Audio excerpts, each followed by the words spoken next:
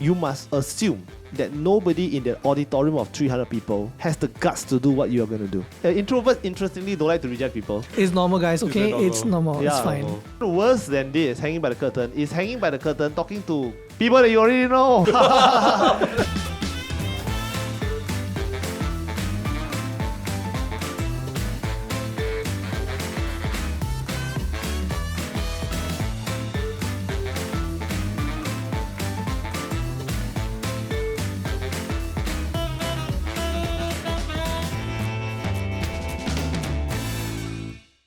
Alright, Vernon, thanks for coming and joining us again. Yeah, hi. Pleasure to be here. Welcome back. Hi, yeah. Just for some context, Vernon's a really good friend of ours for quite a few years already.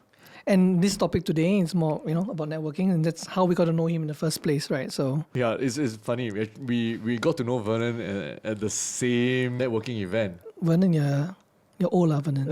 You're old. You've been around. We have right? been on this journey. I think, when we met, you guys were like really starting out for sure, right? I was also very young in the industry. We've stirred a lot of tea together. Yeah, spilled a lot of tea and stirred a lot of tea. I think today's topic is going to be quite a quite a ride for all three of us. Yeah. Today's topic is about networking with intention, right? Okay. Not just networking, but with intention, right? So maybe let's start with the basics. In your words, right, how can you explain what networking intention would mean to you? Yeah, okay. So networking, again, ing. So it's a verb, it's an activity, it's a process, something you do ongoing. So it's an activity. Now, networking with intention would then hint that there are people who network with no intention, right? So again, purpose, right? When you have a purpose, then you will have an objective. When you have an objective, then you have a strategy. And your strategy in this case is networking, which is meeting new people. So meeting new people, if you're just meeting new people for the stimulation of meeting new people, then that is not very intentional, right? Because there is no purpose. It's impossible to network with intention if you don't have a purpose or an objective. So networking intention, in my understanding or my view of things, is going out there and going for events that has a particular curation that increases your chance of meeting the type of people that you are trying to engage. And that's not going to meet people who potentially can be your customers, okay guys? I mean, that's one kind of networking, of course, but you have to be more intentional and be more strategic about that, right? So networking with intention means, to me, going out there, meeting people in environments and agendas and contexts that actually support your objective. If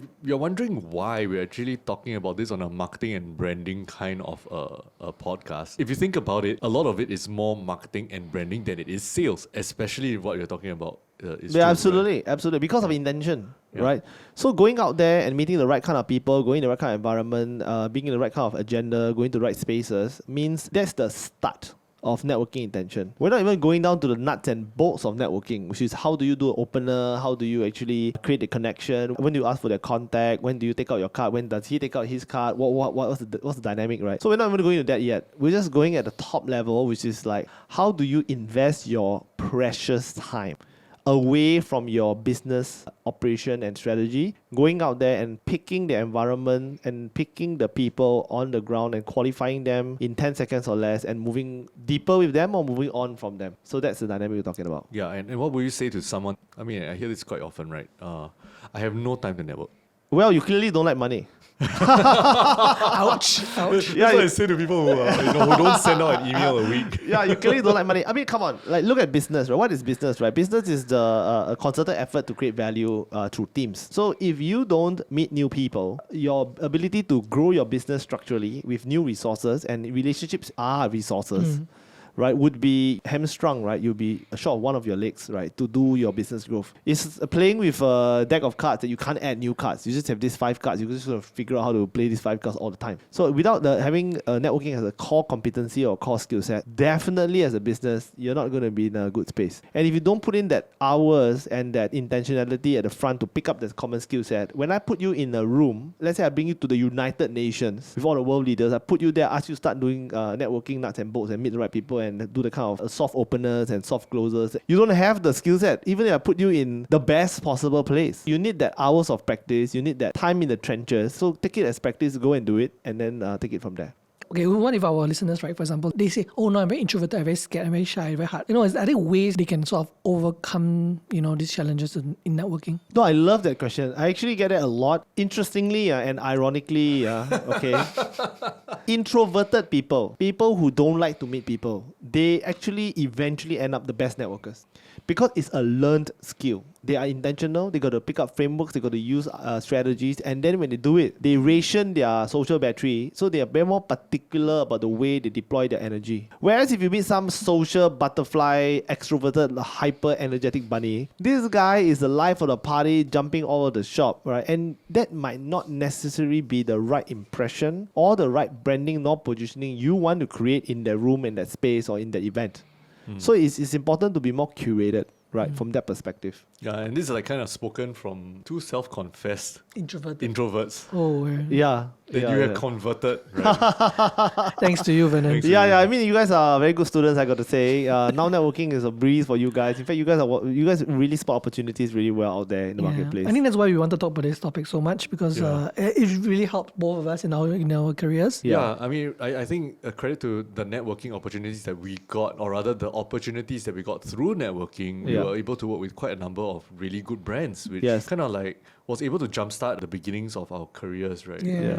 And it's funny, like looking back now, like where we came from, I can't see what that start is. Without networking, right? Without networking, right? Yeah. Let's reverse time a little bit. So we've shared, I mean, obviously it's helped us. Some of Vernon, for you, like how has networking sort of shaped your journey or helped in your career? Right. So, So again, we define networking, right, properly so that we understand, we are aligned on what we're talking about, right? So networking for me, the way I look at it, is a process of intentionally meeting people that support my objective or purpose. So that is how I look at it. So number one, how it had benefited me is I am now able to seriously leverage my time, and I'm able to do it with a lot less emotional damage, if I might say so. So for example, if you go into an environment where networking is promoted or networking is encouraged or it is the intent of networking, believe it or not, the other person is also there for the same reason. Okay? So when you go out and talk to the person, the person is likely to engage just as a knee-jerk reaction to engage with you. If you try to do the same thing, right, while queuing up for char kway teow at the kopitiam, right, you're not going to get such a positive response. So the mindset of the attendees or the participants already is another mindset. So that already gives you a +1 aura effect, if I might say so, already there. You are already in that space. So number one, when I do networking, I go into environments and spaces in general to do that networking. I do not encourage street networking. Talking to strangers on the street, trying to pick people up. That's not the kind of networking. You I'm see talking it about. happening. That's though. influencer marketing. Oh Yeah. my God. Don't go out to person. It's like, hey, hi, how much rent do you pay in Singapore? Can I see your apartment? So if you ask me how networking has benefited me, it's leveraged like you cannot imagine. So it's tremendous leverage. It allows a person who is like maybe 5% to punch at like maybe 50-60% because of networking, which is because of meeting the right people in the right mindset, the right context, the right environment. Yeah, and you would say that this is absolutely essential for someone that's starting out their business, especially it's like to get a quick start, right? No, absolutely, because I mean now we are slightly more established business people, right? So if you're out there meeting people, what if you meet a young, energetic, hungry person that wants to create value? What are you going to view this person as? An asset or a liability? Definitely an asset because he's probably willing to go the extra mile, willing to do more. Exactly. So if you're starting up, you're trying to punch above your weight, you're trying to create some value, you're trying to find the right people to work with, you are actually an asset. Is that in your mind, you think you are not an asset. In your mind, you think you have no track record, you have not yet any experience, but you don't realize that what you bring to the table, the people there are already looking for. And one of the things that when I was starting out that was surprising to me is that how when you first got to know me, saw value in me that I didn't see in myself. Same. I mean, it's because of experience, right? So we have seen a couple of journeys, then we recognize how the baby pupa look like, right? So the baby pupa might not realize that it is a butterfly, but you have because you have seen a couple of metamorphoses going around. One of the ways I used to manage my mindset at the beginning, because I started off as a Toastmaster early days, like when I was university. One of the coping mechanisms one of my coaches taught me about public speaking was think about how you do your mind management when you look at the audience. He told me that when you go on stage to deliver a speech, you must assume that nobody in the auditorium of 300 people has the guts to do what you're going to do. That really changes your paradigm when you take the stage. Because you're thinking that 300 people judging you, thinking of how bad you're going to do, right? That's how a person will, because you are too self-centered. You're thinking about yourself. Actually, they also don't dare to do this. So actually, that dynamic changes. So take that mindset, bring it into a networking environment, whether it's whether you go for a networking event, post an event, or during an event, or after, whatever. You just need to assume that the other person in that room has approach anxiety too. So if you approach that person, you're doing that person a favor by giving them somebody to talk to. He is also waiting for somebody to talk to them. Yeah, that lonely guy standing by the buffet line, right? Don't pick that guy. Pick someone else. Yeah, pick someone else. What's your say to the view that networking is a really slow burn, localized way to grow a brand? Slow burn. Let me think about it. Depends on the room. Long view. How networking evolves. It actually evolves. From my experience, like this, you go into a space, very uncurated, because you're a newbie and you don't know what you're doing, right? So out of there, you will sieve out one guy who is supposedly semi-valuable or semi-relevant. Don't use the word valuable, semi-relevant. You do a good engagement with him. You do a good job, right? That person might invite you to the next event that is slightly more curated than the first event.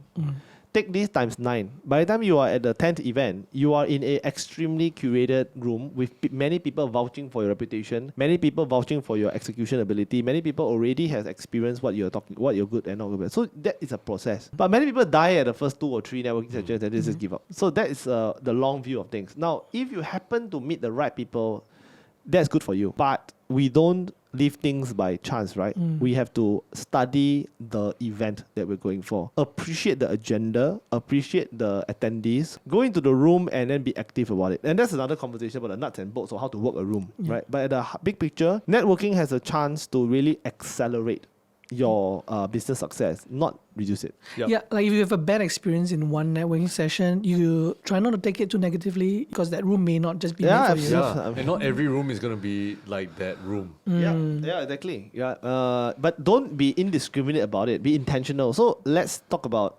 marketing, networking mixers, right? So if there are a marketers gathering and you're a marketing guy, what is the right way to look at things? If you go into the networking mixer, your mindset is to sell a website to somebody that's attending that networking mixer, and they're all marketers. You're not going to be very successful. Because they are not going to be impressed by websites because they are in this business. They're just going, oh, your website, and stuff like that, right? But if you're going in and saying, hey, you know what? I'm looking for people to work with. I'm looking for some SEO guy because I do websites. I want to talk to the SEO guy. Maybe some of my clients need SEO. Some of their clients need websites. We can find a way to find a space to work together and so on and so forth. That's the way that you can start to create a kind of impact and more people become relevant to you. Amateur mistake for networking is that when they go into spaces and places, their agenda, purpose, and objective is to find somebody they can call tomorrow to sell their service and product. That's the number one mistake. No, that's number 2 mistake. The number 1 mistake is they try to do the sales at the event itself. That means at the buffet line, holding a cup of orange juice and holding a paper plate with your chicken wings and nuggets, you held somebody hostage. You're trying to do a sales pitch and trying to convince the guy why you should actually buy your service. That is the number 1 mistake. The number 2 mistake is to do it next day. You've seen it happen for sure. I've seen it happen. Oh my goodness. The follow-up meetings, like when you meet someone and then they bring out their pitch deck. Oh man. That is really, I mean, because my goal when I have matured in the networking space is to really find the right relationships and the right kind of character and personality that I want to be friends with. Right? I mean, like if I can be friends with you, it doesn't really matter what level of skill, ability, experience you're at. I can at least work with you and enjoy working with you. Doing business, there are many philosophies around business, but for me, doing business is about making friends. Yeah. Right? So what's the point of doing business in such a way that you make enemies along the way? After 5 years, you're going to be surrounded by many enemies. Right? So doing business and networking should be the process of finding friends, actually. Building right associations, because doesn't matter what you do in business, right? We can't do it alone. In fact, we're meant to function as a community. Exactly. And at the end of the day, businesses are run by humans. Yes. Human beings. And that's humans. Human nature is about So connection. it's not B2B, it's not B2C, it's H to H. Human to human. Heart to heart. We naturally gravitate together and want to do stuff in a collaborative. Like no one goes in there to want to rape and pillage other businesses. Right? No. So no. Yeah, so in that sense, right, now that I'm in the room, what is a pro tip that you could share, or some pro tips you could share for somebody who's in the room networking? Okay, so the mindset is they, which is the person that you want to talk to, is having networking or approach anxiety. Think and assume wrongly, that he has or she has networking anxiety. That will immediately put you in a better headspace. So go out to the person, hey, hi, my name is Vernon. Hi, and you are. Then they will say their name, I will say my name, and then we start the. So that's immediate introduction. Then we go into the ice breaking. Now the ice breaking component is really interesting. The ice breaking component should be focused on them, not on you. If you initiated the approach. So if I'm talking to you, so I initiated the approach, so I should do the ice breaking, not the other person. Because the other person is just like, hi, then they're like, yes, right? So you need to do the ice breaking. And the ice breaking should not be centered around the business, but should be centered around the event. So one of the go-to questions is, how did you find your way here? Who invited you here? How did you find about the event? What do you like about the speaker? This is a non-aggro, kind of a very soft kind of way of having an ice-breaking conversation. And their response will give you a lot of insights, right? Oh, I was walking downstairs, I saw a banner, I came up. Or I was invited by the keynote speaker. The keynote speaker is a close friend of mine, right? Then, oh, great, why don't you introduce me? I mean, so they give you a framing, right? So that is a great way to start. Then once the ice is broken, they will, and naturally, because humans like to reciprocate, they will ask you, how did you find your way here? And then that gives you an opportunity to share. That is ice broken. So you shared something about yourself, I shared something about myself. Then the next conversation will be like, oh, what business are you in? What industry are you in? So I always like to start with what industry are you in, and then I ask what business are you in, and then I will ask what role in the business are you in. So in that order, because it goes from like less evasive to more evasive, right? So you don't go in like, how much is your salary? That is like, whoa, that is a real aggro, man. Don't go in a bit too close. So I go in to the role in the company, and if I want to really a bit more deeper, because I need to really qualify, I'll ask like, how long have you been in that role? And if they say a funny answer like 3 months or 2 weeks, or I just joined, or my boss dragged me here, or some reason like that, hey, wait, the sugar cane is not all dried up yet. Question is, what were you doing before? Then they will have that 3, 5, 10 years experience from what they're doing before. Then the conversation is now not about this 2 weeks role that you just picked up in this company. The conversation is, what have you been doing for the last 10 years? What is in the company? They will have the track record there. Then you focus on that, because that's where there's value and his real track record. Because 2 weeks in this company, they're not going to have anything to talk about. He doesn't even know where the toilet is and how do we unlock the door. But over here, he's going to be more familiar. So that's where I'm going to go for and have that conversation. Just nuts and bolts of networking. Yeah, and they may have an emotional response to it. They might have an emotional response, right? And you want to share more. Yeah. So that's how I understand how relevant this person is to the purpose and objective of what I'm there for. And if I found out that you're totally off, okay, this guy is off tangent, I can't imagine any kind of dynamic I have with this person, then we do a breakaway, right? So you do switch out, right? So that's why good networking sessions, listen out guys, if you're planning networking sessions, don't have sit-down dinners. Worst place for networking, wedding dinners when you're seated at the banquet table. There is no escape. Your left and right, next 3 hours is your left and right, all the way. So you better don't get personal, you better don't get businessy with them, because if you find something you do not like, you're kind of dead. So just talk about movies and Spider-Man or something like that. Just keep the evening going for fun. So that's why good networking sessions always have buffet lines. They don't really have seats. They should keep you moving all the time. So you can always like break away, go to the toilet, get a drink, get a new, top up your food buffet line, anything. Just then you can bail nicely. So how do you gracefully extricate yourself from a...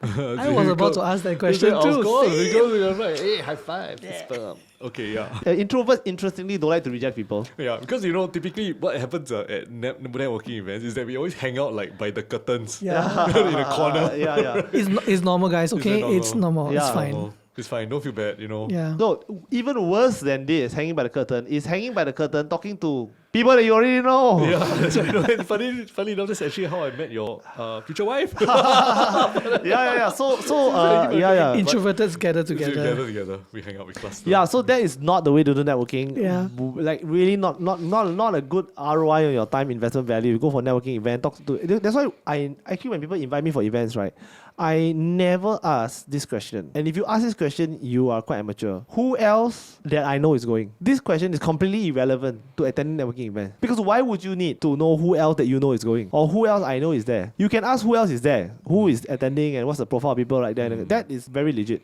You should ideally go into a room of 40 people who you have never met before. Yeah.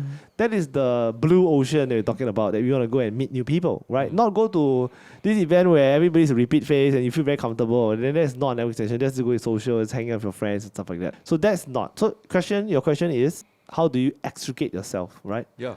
Buffet lines are a great way to extricate yourself. Going to the toilet, great way to extricate yourself. Bad way of getting out of the thing is saying that you need to go for a smoke. That's not a good idea.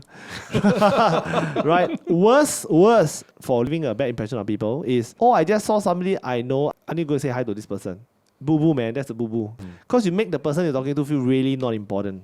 I mean, alternatively, what you could do is I have someone to introduce you to. Then you're Add actually value, value, right? Yeah. So you bring that person. So imagine I'm talking to Josh, a new guy, just having a chat. Then I saw Lionel across the room. Say, hey, you know what, Josh? I think you should come meet Lionel. Drag Josh over there and then have a chat with, and then introduce Lionel, say catch up, and then you form a triangle. So now there's more conversations going, and but you don't leave the person like stranded there with the orange juice and the drumlets and the nuggets, right? So that's one way to get out, right? I gave you two bad ways of getting out, which is to say that you're going to do something weird and saying that you met somebody more important, you're going to go off. But the two ways to get off is of course the buffet line example, the go to toilet example, and also to top up the drink example, right? These are great examples to actually extricate yourself, and that's why you should be standing during all of these networking events. Yeah. Maybe let's build a little bit on the triangle part. So, because we do that as well. We're gonna pass the person on to somebody else, or like introduce somebody, right? Is it right to just okay, you talk already, and then okay, bye, and I'm gonna go somewhere else? Yeah. So, but you have to articulate it. So after hey Josh, you should meet Lionel. Hey, this is then Lionel does this, Josh does this. I just met him just now. Always set the context for the person that you are bringing to. So if I'm bringing Josh to meet Lionel, I say, hey Lionel, long time no see. Hey, I just met Josh just now over there, right, today at the event. And then he told me that he's doing this marketing automation and it's really relevant to you, Lionel. I think you should just get connected. So you have to set the context for the person that you are bringing the other person to. If not, he realize who's this guy. Is your brother? Is this your best friend? Do you know him for life or whatever? So they know that you have just met the person. So they will know how to regulate themselves when they're talking to the person. As opposed to I think you should meet. Hey, and then just no. Do that. After that, excuse me, I'll leave you guys to talk. Then that's all. Then they will be engaged. So I realize so far we've been talking about how to manage networking, right? But let's go backwards a little bit. How do I even find the right networking place to go to in the first place? Where's my resources and where should I go? How should I go? What should I look for? Things like that. Yeah, maybe highlight also some of the things that will be pros, like you know that these are good things that when someone tells you about the networking group and its context and who's there and so on, right? You know, these are things that these are positives, and then also some of the red flags, right? Red flags, like stay away. It's important, okay? As introverts, we always look out for the red flags. Because for us, right, it's like, well, please don't. I think the first time I was doing a networking event with you, I was in the back of my mind already like, if someone comes up to me, gonna sell me essential oils, right? You are out of there here immediately. Yeah. Okay, so I mean, I can share with you a really not so good example of networking event that during my early days, I really had no idea what I was doing. So I wanted to meet people with money who can engage my services. So again, I didn't know what I was doing is wrong, okay? So I chanced upon this ad on Facebook. I think it's an ad on Facebook. Then it led me to a meetup kind of sign up link. And the event title is High Net Worth Networking Night. In your face. Emotional. Guess what? I attended that. Of course, I went down because I didn't know what I was doing. And it was at some bar, at some lobby bar, at some hotel. Was there anybody who was high net worth individual there? Obviously not. No. It was just everybody there that was trying to sell to people who are of high net worth, right? Why my fine art? Right. So it really didn't. I was like really disappointed. I went down, paid the $45, got my free drink, talked to a couple of people. Like, what am I doing here? What are they doing here? I mean, nobody is getting any value out of that evening. So your question is, where do we find networking opportunities, right? And spaces. So first, if you're networking with intention, generally there are a couple of tiers of events that you can attend, right? The mega events, right? We're talking about forums. Those events you pay a couple $100 for going there. It's like 3,000 people. Really big kind of space. So that's that's really mass, like a lot of people. You can also attend those very casual kind of marketers meeting, marketers meetup, and the kind of stuff. You can find a meetup. So you're just out there to meet people. Just get out there to meet people. If you're not in the networking space yet, you're not savvy in networking, the best way to start is do the wrong thing. So go and get stimulated first, right? Go and just do the wrong thing and then get the experience on the ground. When you become more savvy, you realize you will end up getting invited to events if you play your cards right. Because once you develop a branding position, a reputational position for yourself, people will realize, hey, actually you should come for this other event. Actually, what's happening is that they are curating the events on your behalf. But you need to let them know what's the tier and the space and the arena that you would like to play in, and they will invite you to the spaces, provided they know that you're not going down there to exploit value, which is to sell. If you're there to connect, to educate others and yourself, you're going there to represent the interest of other people and create value, I think that's fairly okay. How do you set the right context for yourself before you even enter a networking space, right? I mean, like, do you prepare yourself? Especially for us, like, we like to be prepared, Is there a script or, things like that? Of course, the script is a bad idea, right? But the idea is that what do you need to... Okay, so three things, right? First thing, right, when I go down to a networking event, number one, I understand what is success for the event. The success of the event is how many people I will follow up with the next morning. This sounds a bit counterintuitive, but in the space of networking, your first impression is your follow-up the next day. Which means in networking, your first impression is your second impression, not your first impression. Because you cannot remember their first impression. You have met hundreds of people over the years in all these spaces. You can remember hardly anything. But when the moment the person's number has texted you in your phone is there, the person sent an email to introduce himself, the email is in your inbox, you don't even delete them sometimes. So if you follow up, you'll be like, hey, wow, this guy is following up with me. That is the actual first impression that they retain. So I always measure success by the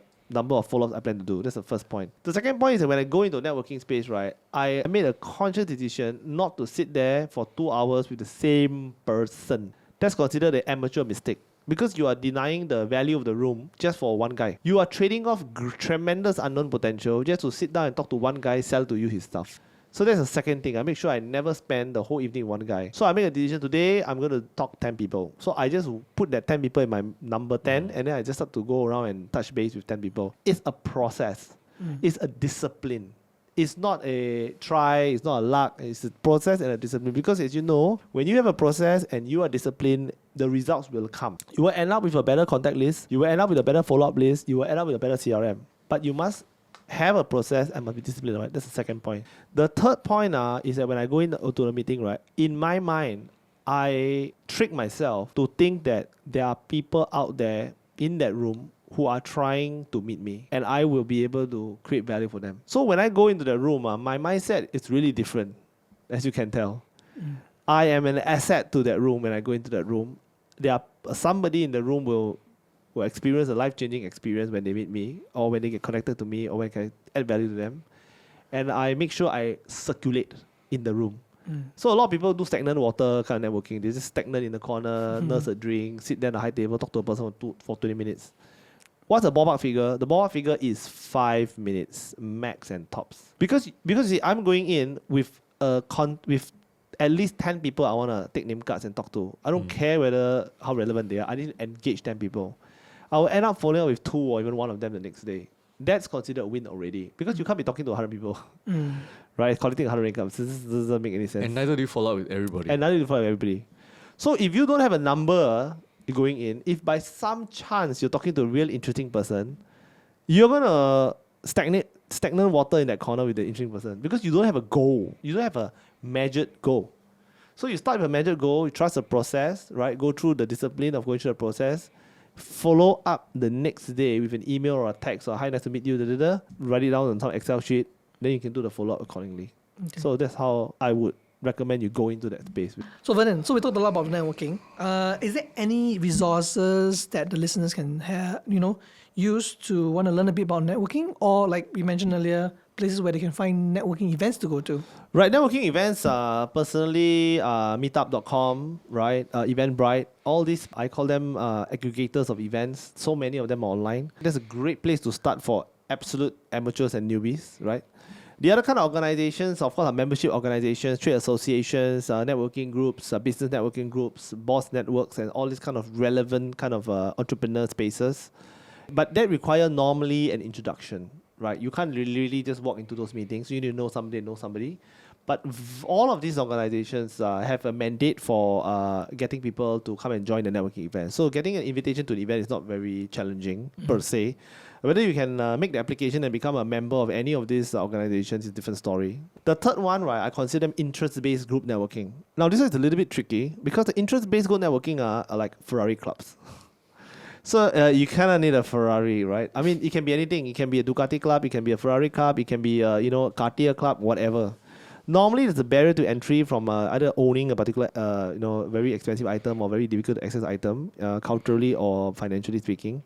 So that one, I don't think the people who are new in networking are going to be operating in that space. But there is a different dynamic happening over that space, right? That's the third one, right? And then the fourth and most common type of events that is our incidental events. We're talking about birthday parties. We're talking about your friend inviting you to one of his events, his office launch, his that kind of stuff. So those are the events, are incidental kind of events. So these are all the kind of events that you, in terms of resources, you can actually look at how you go to. As for books, there are many books out there on networking, but most of their networking books are actually more oriented around nuts and bolts. However, there is one book that I would like to recommend everybody. This book really changed my paradigm when it comes to building one's network. That means having a organized WhatsApp group base, or having an organized Excel sheet where you can know who to call and what they specialize in and have a deep understanding of it. That's a separate conversation. And networking is a means to an end. Networking is a means to an end of having a strong network, an organized network. So I want to bring a point here, tell a story again, about a warehouse and a storeroom. What's the difference? Is the warehouse bigger than the storeroom? Is the storeroom bigger than the warehouse? Not really. Okay? The difference between warehouse and storeroom is organization, structure. For a warehouse, you know exactly how many items, where are they stored, what items are stacked next to what. You have a manifesto, a mandate is updated, what comes in, you know, what goes out, you know. That's a warehouse. The storeroom that you and I have at home, you have no idea what's in the storeroom. You don't know when it went in, you don't know when it's coming out, you don't know what is put next to what, and they're all sorted by what fits where. Not about the order or anything like this. There's no kind of process around it. 99.5% of people who are out there doing networking have a network like a storeroom. They have no system around it. They have no priority, no ranking, no tiering, no categorization. They don't know who to spend their time with. They spend time with people that ask them out. They don't really do it intentionally. So the book that I would like to recommend is this book is called How to Be a Power Connector. It is a book that says 5 plus 50 plus 100 rule for turning your business network into profits by Judy Robinett. Okay, Judy Robinett. It's called How to Be a Power Connector. Just go and Google it. Okay, so this book will guide you on how to structure your network on top of the networking nuts and bolts. They do talk a little bit about networking nuts and bolts, you know, what to say, how to introduce yourself. But the real kicker is the part where you turn your network into a warehouse, not a storeroom. Right? Most of our phones, right, are storerooms for our network, not really a warehouse, right? So get it organized, and you'll be surprised it can be an asset for you. Yeah, thanks for sharing, Vernon. I mean, and one of the things that I also got value out of was attending conferences and workshops that were relevant to something I wanted to learn. Because likely I would run into someone that would be very like-minded as me. Or maybe we have some shared goals that we can collaborate on together. Or maybe we are both business owners in the same niche and, Or even potential clients, because Potential they're clients. there for the conference to look out for these things as well. So you might find your client there as well. Yeah, I met people who say like, hey, you do this? Yeah, completely. That's what I need. And that leads up to a follow-up conversation after the meeting. So that's always a great place to run into people that you can add into your warehouse, right, Vernon? Yeah, absolutely. So being in that space, we can meet people to be added into the warehouse. But please note, you must have the warehouse first. Yeah. Then the warehouse structure is done. When things come in, it becomes valuable. If the warehouse structure is not done, when things coming in, it's just another clutter that's going into your huge system. You got so many people. Just understand this, because I used to work in Mustafa a donkey years ago. Now look at Mustafa Center. Look at the inventory. Look at the things. It is ginormous. If you tell me, Vernon, can you please go and manage all this and just put all the things in containers and give it to me, there is no way I can get it organized. I have no idea how to do it. It is impossible to me. But yet, there are stores that are bigger than Mustafa. There are chains that are bigger than Mustafa out there, all able to be organized. because they have a design, because they're intentional, because they know what they're doing, and because they're trying to get it organized and prioritize it. Same for network. So when somebody says, I got no time, somebody said, I lack resources, somebody said that I'm overwhelmed, these words are not reality. These words are derivatives of reality. It is not that you are overwhelmed. It is not that you lack the resources. It is you need to develop the process and the system. Then you won't feel overwhelmed. The person that does logistics or inventory management for Mustafa Center, do you think he feels overwhelmed? No doubt, man. Yeah, if he had to do it with himself without a system, he will be completely overwhelmed. But because he's supported by a system, because there's a process, he just work an 8-hour job. He just turn up, he know what to click, he know what people to file, he know what to push, he just press the right button because there is something that's supporting him. And that's why it's organized. Same for our network building. So check out the book, How to Be a Power Connector. That book will give you some kind of framework, how you set your network circles, inner circle, outer circle, tier 1, tier 2, who fits who and stuff like that. Yeah, this is good. Good reach. Okay. Right, thank you so much. Thanks for sharing all that, Vernon. That was a brilliant resource for us, to actually apply and to Us introverts. us introverts to adapt in. It's been such a valuable few minutes with you, and that would actually save people. Those few minutes would likely save people days and weeks of trial and error. So we really appreciate that. Thank you so much. Thank you so much, Vernon, for coming over. Sometimes it will save them years. Yeah, thank you. It's my pleasure. To be here. Okay, hopefully we'll call you back again. Thank We'll you. do one Thank you. more Yeah, series with you. don't call us. We'll call you. All right, thank you so much. See you. Bye, guys.